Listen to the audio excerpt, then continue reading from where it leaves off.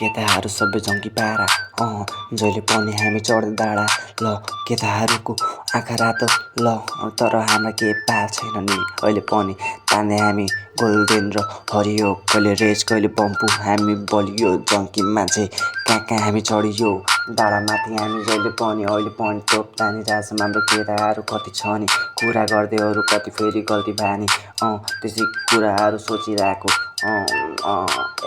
गल्ती होला हामीले सोचिरहेको बसेर जहिले केटाहरूमा गाजा खोजिरहेको कुप्पीलाई हामीले खोजिरहेको लक्लिन हामी तोप तान्दै बसिरहेको हो पान्दै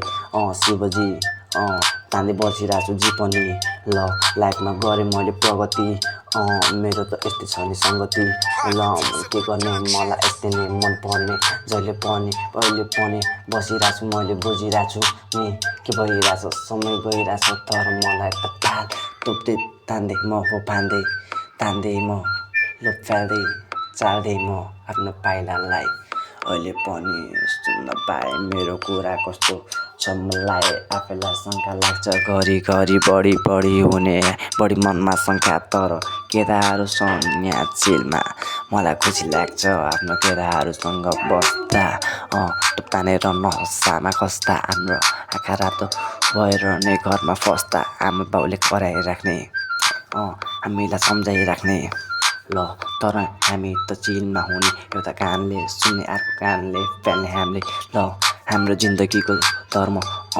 गरिरहेथ्यौँ हामीले कति ल कहिले लागेन नि शर्म मानेर नि मैले शिवजी तान्दै बसिरहेको थिएँ पहिला पनि जी पनि लाइफमा गरेँ मैले प्रगति नि मेरो साथीभाइको छ सङ्गति नि यस्तै छ देखिँदैछ मेरो पाइला पनि देखिनेछ मेरो नाम पनि भेटिनेछ तैँले हेर्दै बस म देखिने ल